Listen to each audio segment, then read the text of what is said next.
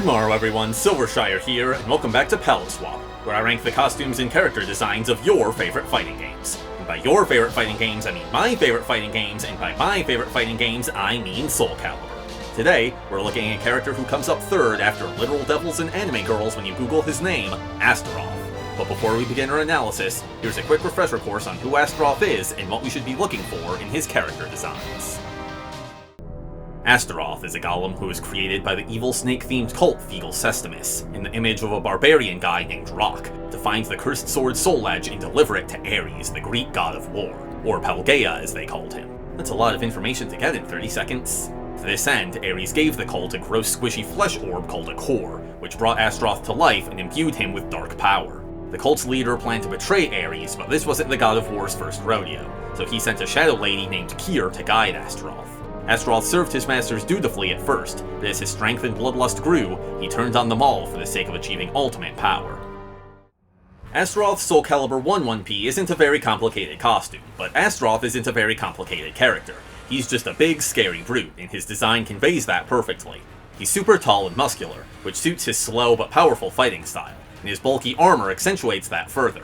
His rectangular shoulders in particular give him a sturdy, imposing silhouette. Meanwhile, his bare chest, crossbelts, and loincloth tap into the fantasy barbarian aesthetic. He looks like he could be in an edgy reboot of Masters of the Universe. They're also reminiscent of Rock, upon whom he was based. Astaroth's outfit is almost entirely monochromatic.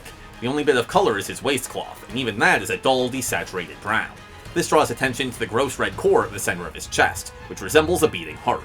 Since it's the thing that literally gives him life, it makes sense that it's the main focus of his design. If he was a Zelda boss, you just know you would have to stab that thing 3 times to defeat him. He also has soulless white eyes, which up the creepiness factor. For the first time in Palette Swap history, a character's debut appearance gets a 10 out of 10. To me, this is the definitive Astaroth. Unfortunately, his 2P does not reach nearly the same heights. I'll start with the positives. I like that he's purple. Yeah, that's all I got. He no longer has the gross core in his chest, which was one of his most iconic features. He's wearing pants and shoes that look way too normal for an evil cultist murder golem, and for some reason he has a big shiny codpiece that could make Voldo blush. His stitched up mask is cool I guess, but not as cool as the metal half mask of his 1P. From the face down, this design isn't awful, it'd probably be like a 3 or 4 out of 10. But then we get to this Pelageia Forsaken hair. Who thought this was a good idea? Dude looks like he has soft serve ice cream on his head, and he is impossible to take seriously because of it. This costume is definitely unique, and it's recognizable as Astaroth, but the highest I can go is a 2 out of 10. If you're a fan of this design, please tell me why, because I do not get it. His Soulcalibur II 1P is a simplified version of his Soulcalibur I 1P. Simple isn't always bad, but in this case I do think it's a downgrade. Without the pauldrons, crossbelts, and waistcloth, he just looks kind of naked. However, it does introduce a couple of cool elements. On the back of his belt is a demonic face with a wolf on either side. This doesn't seem to be a symbol of Fegal Sestimus, so I assume it represents Ares or Kyr. In Greek mythology, neither of them are closely associated with wolves, but they're dangerous animals, so it makes some amount of sense. I'm bringing attention to this symbol because it will be a recurring motif for Astaroth going forward. He also has a big X-shaped scar on his chest, sort of taking the place of his crossbelts. This is probably from his fight with Maxi in the last game, which temporarily killed him until the cult brought him back to life. So that's good visual storytelling. Overall, despite some changes that I'm not fond of, this is still a solid design. 8 out of 10. His 2P bears some similarities to his previous 2P, but it's way better. His mask is a mix of a devil's face and an executioner's hood, the latter of which is fitting since he uses an axe. It's still kind of goofy because it looks like he has bunny ears, but at least I can tell what they were going for, and it doesn't drag the whole design down with it. His waist is vaguely reminiscent of a cobra, which suits the snake theming of Fegal Sestimus, even if it was likely unintentional. His palette is mostly purple, black, and red, which is appropriately evil looking. He has bright green eyes that stand out from the rest of the design. Unfortunately, he's once again missing his core, which is true of all of his alternate costumes until Soulcalibur IV, so I'll stop bringing it up for now. 6 out of 10. His 3P is bizarre. His torso looks like Frankenstein's monster, what with the pale, stitched together skin and the bolts sticking out of it. But as for the rest of his design, yeah, I got nothing. I have no clue why he's wearing a rubber mask with a spiky mohawk or why he has a medallion with a fire symbol hanging over his crotch. That said, I think it works better than his Soulcalibur I 2P because it's more cohesive in its weirdness. This all looks like it goes together, even if I can't quite tell what it is. Also, the gross details on his skin make the lack of core less egregious. Yet I still think this is the weakest of his Soulcalibur II designs. As I often do with the costumes that baffle me, I'll put this right in the middle at a 5 out of 10. Aside from the color, his Soulcalibur III 1P follows the same general concept as his previous 1Ps. Instead of spikes, he's covered in these curved horns, which give him an animalistic quality, though they're not quite as scary. What is quite as scary is his mask. It now has a stitched-together mouth and flaps that resemble those of an executioner's hood, which is super creepy. On those flaps are small medallions featuring the demonic wolf symbol, which is a neat detail even though you'll never see it in-game. But the main thing that sets this costume apart is its palette. His skin is maroon, and both his core and eyes are a fiery orange. He also has what seems to be a secondary core on his forehead. Warm colors are associated with aggression, so they're perfect for Astaroth. My main criticism of this design is that he's not that gross anymore. He's supposed to be a horrific man-made monster, but between his clearly inhuman skin tone and his seemingly inorganic core, he just looks like some kind of demon. 7 out of 10. His 2P continues the trend of making him purple and giving him a weird mask. This time, he apparently has a carpentry theme. There's a hammer on his face and nails going through his body, symbolizing his brute force approach to, well, everything. And on the head of that hammer is the wolf symbol yet again. His pants instead feature minotaurs. This is a good fit for Astaroth, as he has ties to Greek mythology, wields a big axe, and even has a bull rush as one of his signature attacks. However, I don't know what it has to do with the hammer and nails. I would have preferred a design that leans more into one theme or the other. The yellowish orange of his outfit contrasts well against his purple skin, though. 6 out of 10. Astaroth is one of few characters with a unique costume in Soulcalibur Legends. It's mostly based on his Soulcalibur III 1P, but he has his classic color palette and core.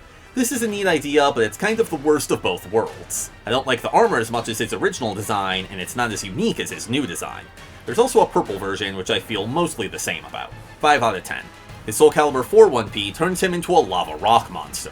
This is a somewhat divisive design, and I have mixed feelings about it.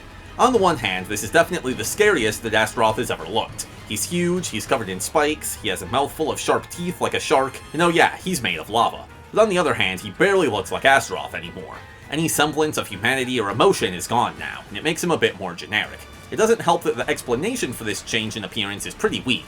His Soulcalibur IV bio states, "When Astaroth learned that he had been modeled after a frail human, it had shaken him to the core. His body transformed in turn. Cracks began to crisscross Pelgea's puppet, and from behind the fissures, Astaroth's ego poured out and surrounded him with a red-hot, ominous light."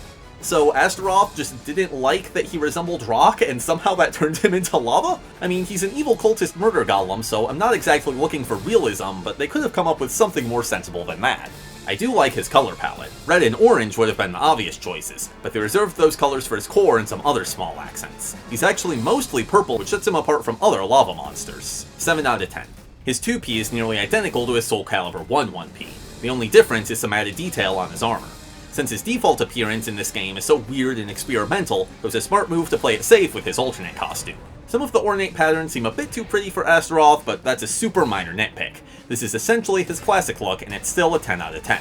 The Astaroth in Soulcalibur V is actually a different Astaroth. During the events of the last game, Feegle Sestimus created a robot maid to hunt the original Astaroth down and rip the core out of his chest and bring it back to the cult so they could mass produce an army of new golems. Which, quick tangent, but if they're able to make robots that are just as strong, if not stronger than Astaroth, and don't require special magic cores to operate, and are entirely loyal since they don't have free will, why is the cult even bothering with golems anymore? Just make an army of robot maids.